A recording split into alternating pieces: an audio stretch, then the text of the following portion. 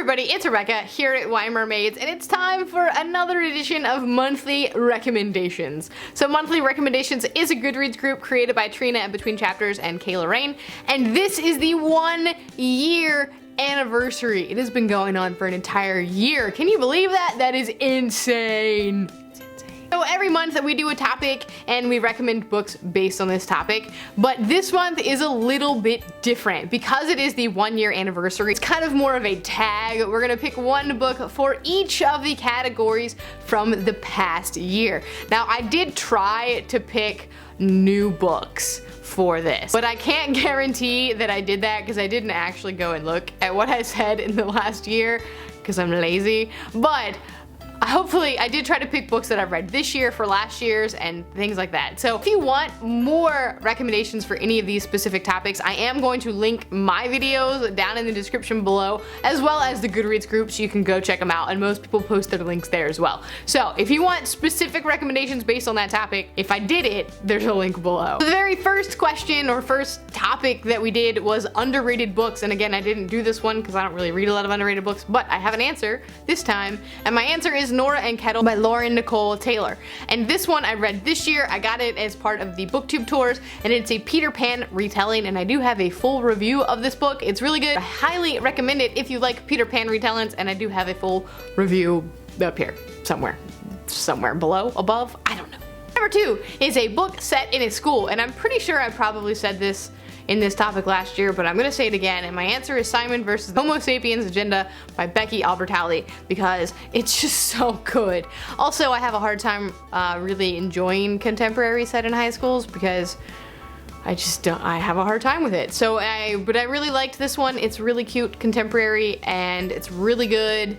And it talks about gay characters in a new, fresh, exciting way that's not the very stale, like, oh my god, I'm gay. Like, he already knows he's gay. It's not a big deal. And that's great, and I love it. It's a beautiful little story. If you haven't read it, I do recommend it. And yeah, I don't think I've read any books in schools this year, so oh well. Yeah, so this is future me, editing me, jumping in to say that I forgot to say Carry On here by Rainbow Rowell, because Carry On is set in a fictional magic school, which is awesome, and I loved it, and it's kind of like Harry Potter, but with a twist, and I enjoyed it, so wanted to throw that one in here too. Alright, back to past me. Time travel. The third topic was October, so we picked creepy reads, because duh. And so I'm going to recommend The Diviners by Libba Bray, which I believe I probably also chose last year. But yeah, I don't read a lot of creepy books. I guess I could also say the Robert Galbraith Cormoran Strike books, because some of those are pretty creepy too. So if that's something new. I don't know if I said that last year. I don't know. It's been a year. It's been a year. I'm gonna just say both of those so that hopefully I didn't say one before. But they're both really good and creepy and good for the holidays. For October, not like Christmas. That'd be weird.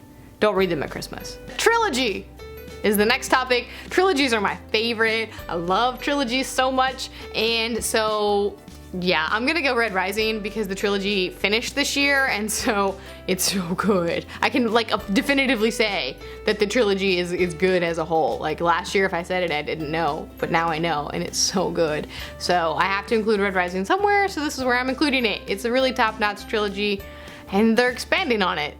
It's a new series. Anyway, it's good.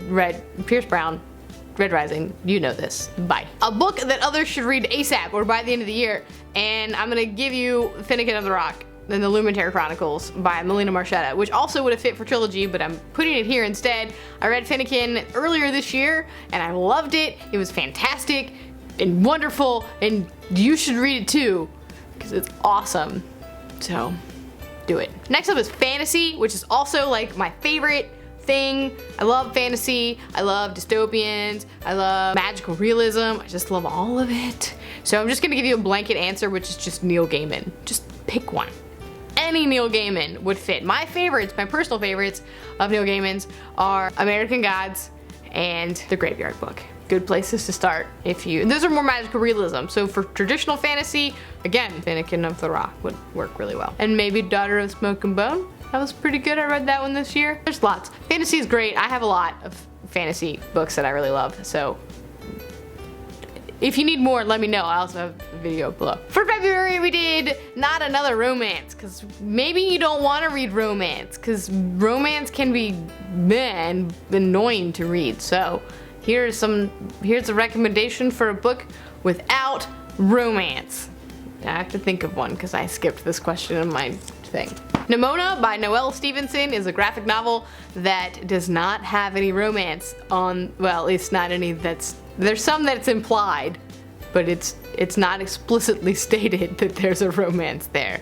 So, it's a good graphic novel about a supervillain.